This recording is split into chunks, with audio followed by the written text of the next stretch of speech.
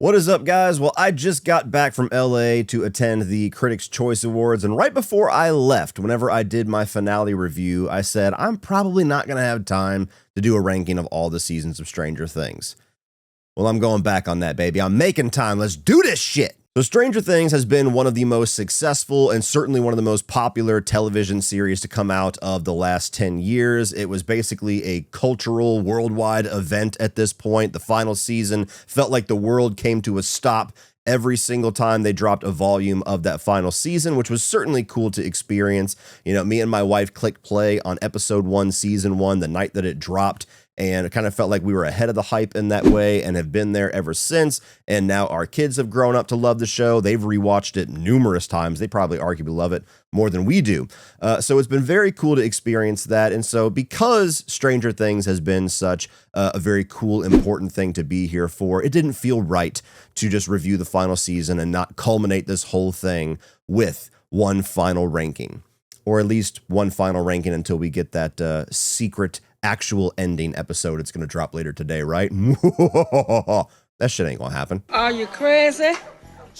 Or just plain stupid? But anyway, guys, this is my own ranking of the 5 seasons of Stranger Things based off of my own personal preferences, the things that I liked about these seasons and things that I didn't like. I don't expect my ranking to line up with most of yours, nor should you expect yours to line up with mine. Put yours down in the comment section below. Leave a little blurb if you want to on each of your placements on why you love or dislike that season. And one more important note is that unfortunately, I did not have the time to rewatch all of these seasons leading up to the finale. So a lot of these are going off of memory, going off of my experience watching the seasons for the first time. I wish I would have been able to carve out enough time to be able to rewatch all of these one final time. And maybe whenever I get to rewatch in the future, some of these placements will shift a little bit. But nonetheless, this is my current ranking of Stranger Things. Coming in at number 5, my least favorite season is going to be season 2. Now, I still like this season, but it's the only season that I look back on and mostly just remember the negatives. I mostly just remember the things that I didn't quite like about it. There was a ton of hype leading up to this season because of the smash success of the first season. You're going to see that significantly higher. And this is the one season of all of them that really did feel like a part 2 to what came before. It's very much like picking up on everything that happened in season 1, where season 3 onward all tried to kind of carve out their own tone, their own vibe, their own new villain. So I definitely think that's something that makes this stand out, sometimes in a positive for certain people. For me, a little bit more of a negative. It doesn't quite have much of a pop to it. It doesn't really have its own identity. It just kind of feels like the stuff that's carried on after season 1. I do enjoy the Halloween episode and kind of setting this around 1984 and the pop culture references that come along with that, like the Ghostbusters costumes.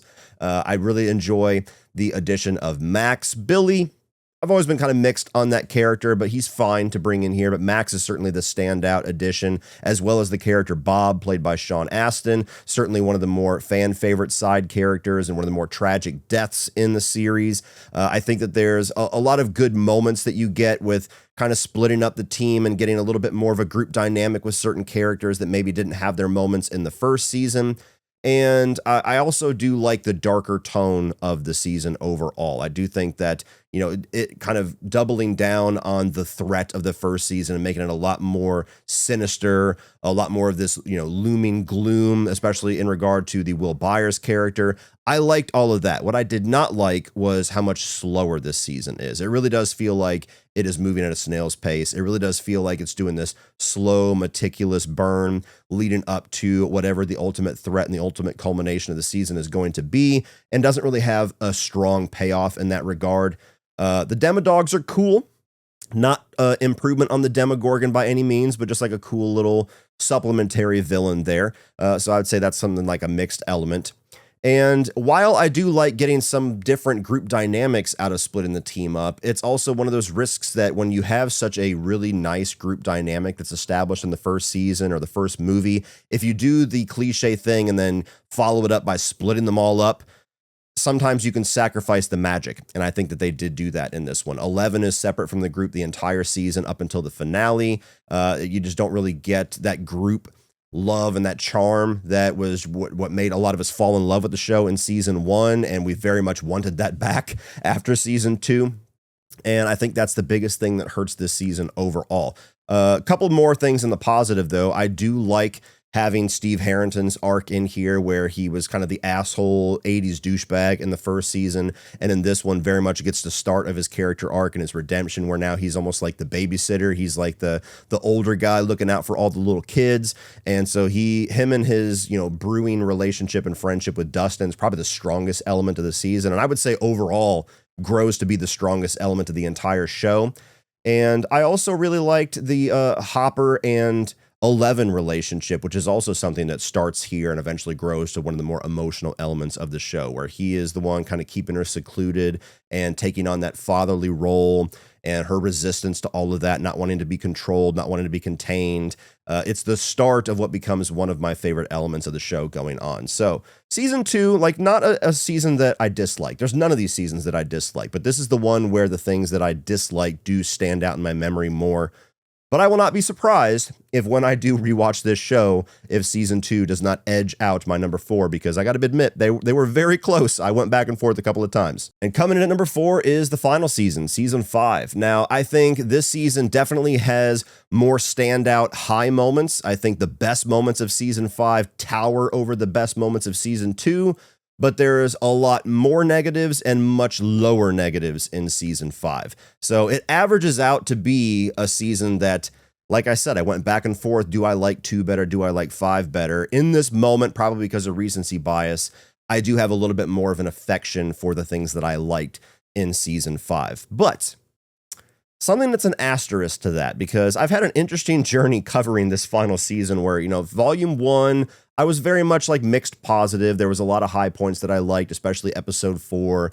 I liked some of the things going on with the group dynamics, but felt like it was just moving at a snail's pace plot-wise. There was way too much explaining the plans and everything, and it didn't feel like this epic end-of-the-world stakes that we should have. Volume 2, I was very much mixed negative, where all the things I didn't like about Volume 1 were just amplified in Volume 2. I was not somebody who was really turned off or upset about the coming out scene, but I did feel like the way that they executed it was very silly.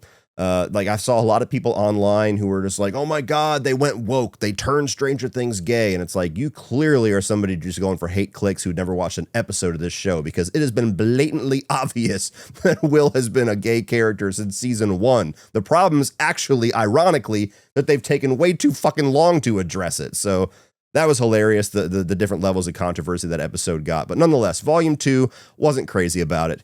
And then the finale, immediately after watching it, I did a reaction where I was very much in the mixed positive, leaning much stronger into the positive column. All of the emotional moments, all the payoff moments, I thought really worked. I definitely felt like I was being manipulated, but it worked. I was like, okay, you got me with the sentimental shit. I'm tearing up in certain spots. The needle drops are amazing. I'm pretty comfortable with all these characters are as far as ending up and where their fates are going. Okay, it was a rough road, but we got there in a way where I'm mostly satisfied.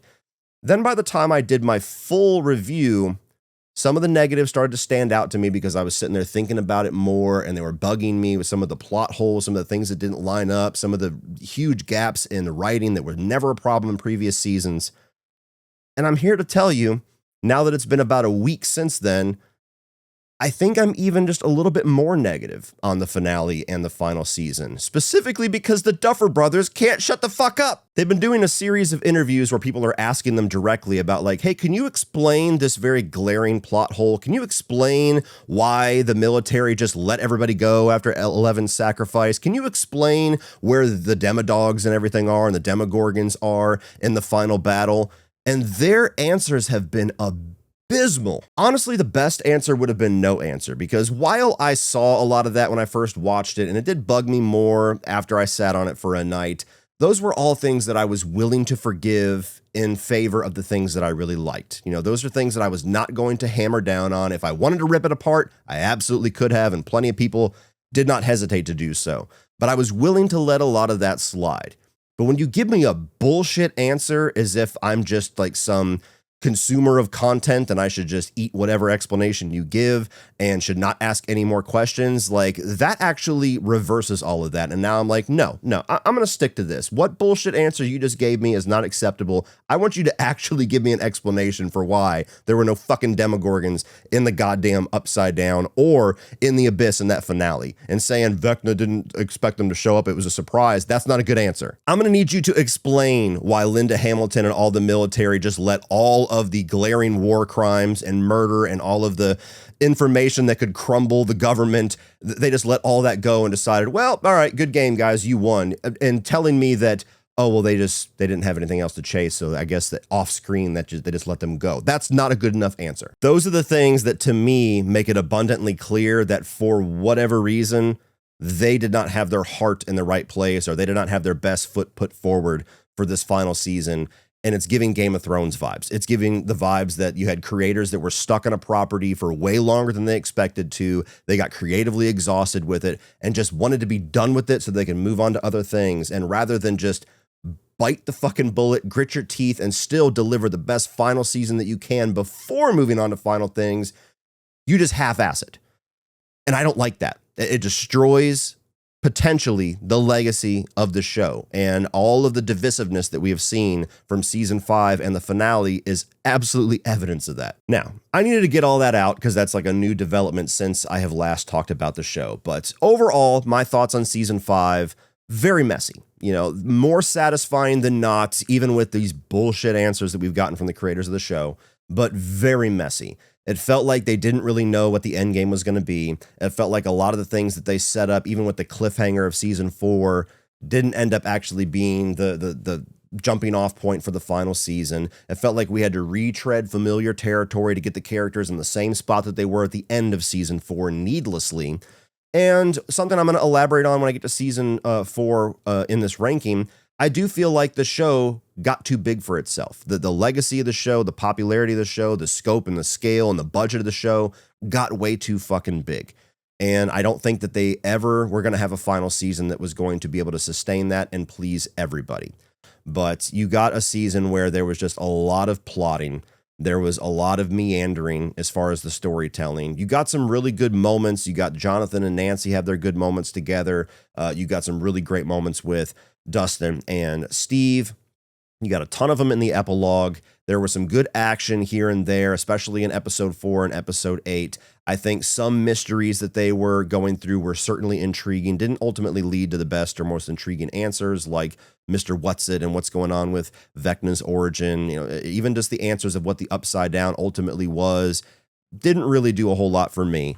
But it was a messy journey that led to a mostly satisfying epilogue, an ending for these characters that I'm at least satisfied that all the characters ended up, for the most part, in places that I'm happy with. But as a season, it's definitely their worst writing of all 5 seasons. It's definitely the one that had the most glaring issues, the most plot holes, the most things that go unexplained, the most things that are brought up and then never brought into relevance in the plot, like Vecna actually going to high school with some of the adult characters in the show, and none of them ever address that or come to any kind of realization. Like, the more I talk about it, the more mad I'm getting. By the time I edit this fucking video, this might be number 5.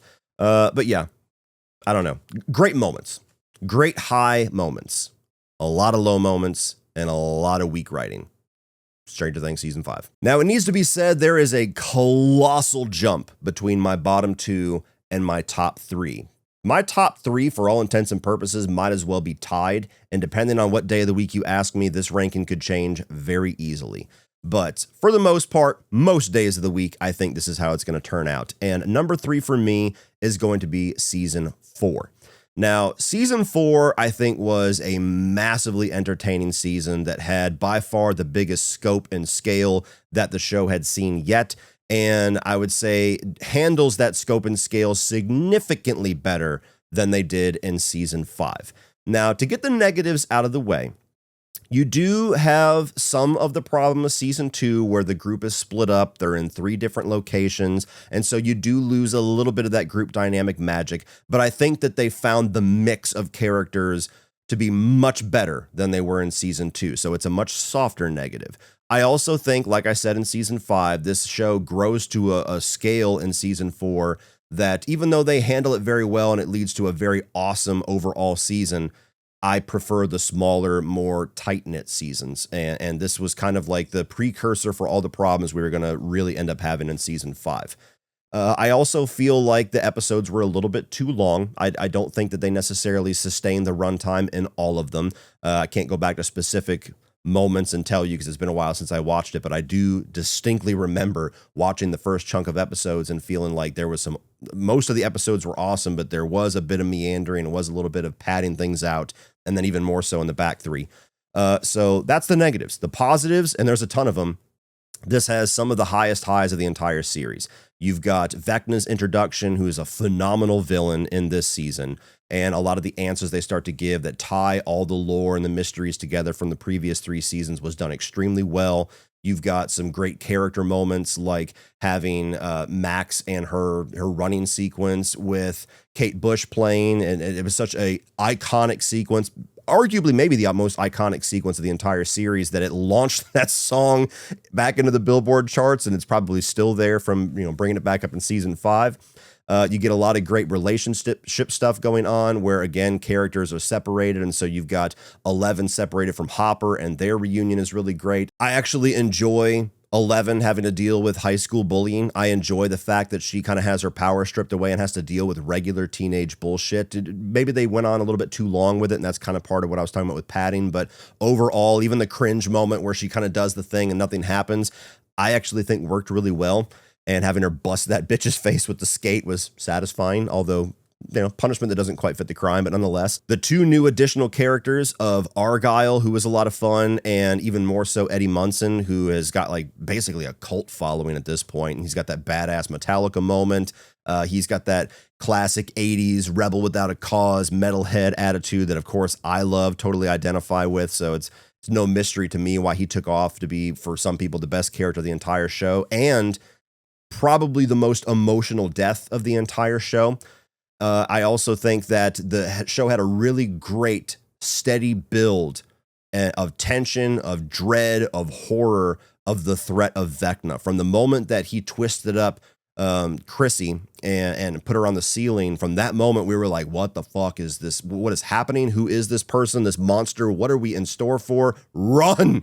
And it just continued to build that. At no point did it let the tension out. At no point did you feel like a reveal or an answer kind of took away some of the threat level of Vecna, all the way up to the final minutes of that season. It's just this steady build of the most intense, terrifying, and diabolical villain that we have had in the show up to that point, which it should have been.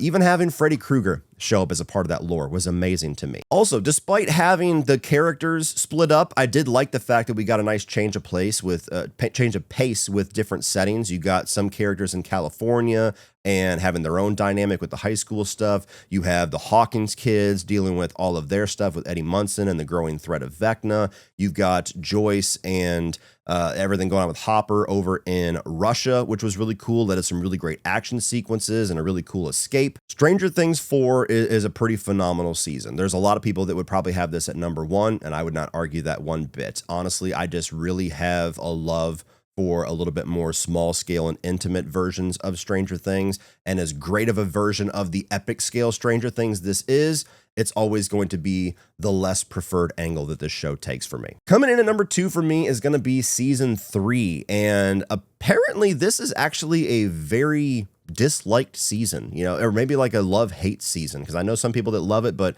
a lot of rankings that I have seen, both in written form and video form, have this at the bottom or close to the bottom. And I don't understand that at all. This, to me, is one of the best seasons of this show, obviously based on its ranking, but it's definitively the most fun season of this show. And I think a fun season is actually something that's like imperative to the flow of this show, because you have season 1, that's a nice mix. Season 2 gets much darker and bleaker. Then we have our fun summertime session in season 3 before things get dark and miserable and bleak again by season 4 and into season 5. So I actually think, in retrospect, over time, people are going to become more kind to this season after the show has ended, but I don't even want to imagine what the show would have been like without season 3. Like, this was such a good medicine after my disappointment with season 2, and it addressed almost all the things I didn't like about it. And at one point, I might have even said this was my favorite season. That's how much I enjoyed it. I love the fun and the colorfulness and just the poppy vibe of this season. It's very much like pop culture fueled. You've got Terminator, you've got Red Dawn all over the place. The setting of the mall, I think, is great for not only the finale, but all the hijinks throughout it. Of course, it stretches believability beyond fucking belief with the whole thing of like there's a Russian base underneath the mall. Never stops at one point to address how the fuck they built that in secrecy. And I get it. If that's the hang up and you just can't tolerate season 3 for that, then I guess I get it. I would say there's much bigger problems in the writing of season 5, but fair enough. Yes, that is a pretty big ask.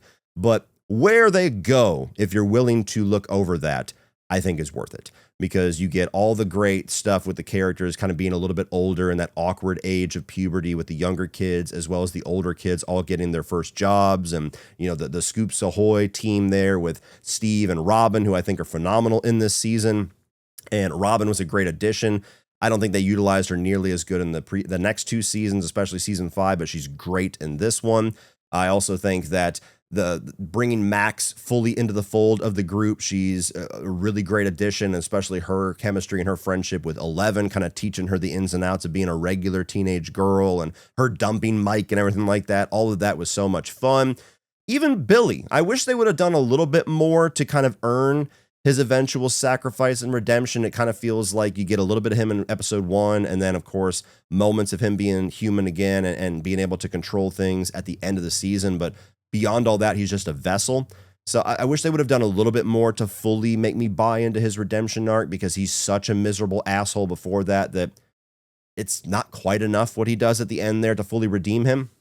But overall, I do like the way they utilize his character just as a vessel. I think that DeCray was great at acting that, and ultimately it led to a really great final moment between him and Max. I think the Mind Flayer being the ultimate villain of this season is really cool too. We had been steadily building up to that, and then we'll eventually build all the way back up to it in season 5. And having everything go on with the Russians, with Hopper and Joyce and everybody, I thought was actually a fun little detour as well, where they're kind of like being bodyguards to the one guy, and you got the fucking Terminator dude coming after him the entire season. I honestly wish they would have killed Hopper. That's the one other thing that's a negative for me. Even though I like a lot of things we got out of him in season 4 and season 5, this show has an ongoing problem of not having the balls to actually kill off any significant characters.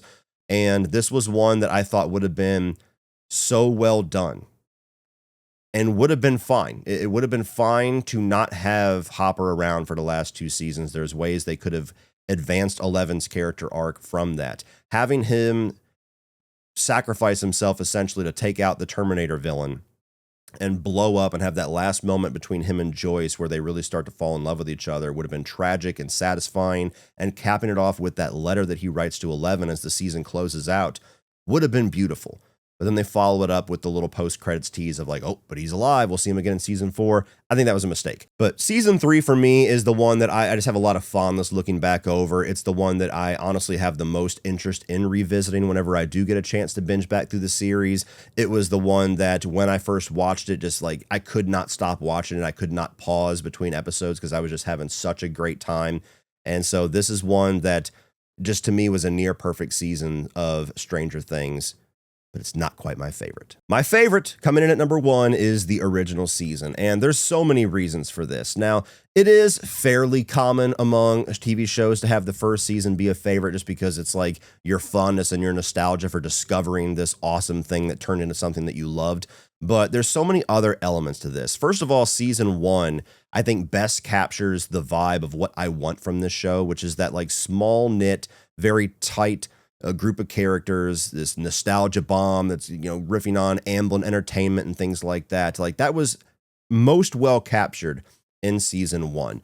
And despite how many great things came from later seasons, and even with season 4 getting epic scale and how many great things came from that, this is the Stranger Things that I think of whenever I look back on it. It's like, man, how great was that? This nice little resurgence of things that I love on a smaller scale. I love the introduction of these characters. You get, fall in love with these kids immediately. One of them gets taken away, and now you're immediately invested in that overarching storyline of like, where is Will Byers? Are we going to get him back? Where is he? What's going on? And investing yourself in these kids' determination to not give up and trying to fight back and find him, as well as Winona Ryder's character, who is easy to forget was basically the main character of season 1, and her journey as this distraught mother who is like obsessively trying to figure out what the fuck happened to her son and just getting these weird little answers along the way that nobody else will believe except for steadily Hopper starting to somewhat be convinced. And even their kind of character dynamic between each other in the first season, I really miss. And having Hopper be somebody who's not a believer of all this stuff slowly start to be brought into the fold of all this weirdness and the Christmas lights and the communication from the Upside Down. The introduction of 11, I think, is great because there's so much mystery to her character in season 1 that we obviously can't have in further seasons. There's a little bit, but her mystery as well as her dynamic with these kids is amazing. And having her very much be like the ET of the group, I think, was amazing.